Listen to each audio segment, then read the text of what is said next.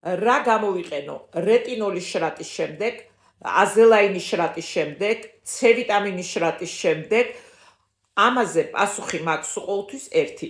გამოიყენეთ ნეიტრალური საცხები. რას ნიშნავს ეს ნეიტრალური საბაზისო საცხები? ეს არის საცხები, რომლებიც არ შეიცავენ აქტიურ ინგრედიენტებს.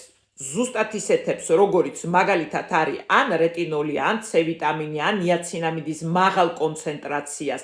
ძირითადად ეს საცხები შეიცავენ სულ ყოველთვის ჰიალურონს ან სხვა დამატენიანებელ ინგრედიენტებს.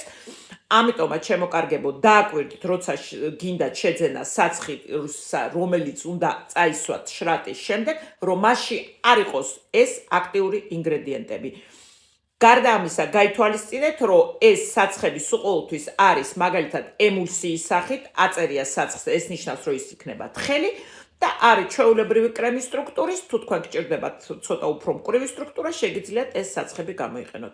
ალბათ შემოკარგებო, როგორც ყოველთვის საუკეთესო არჩევანი თქვენთვის მომდია.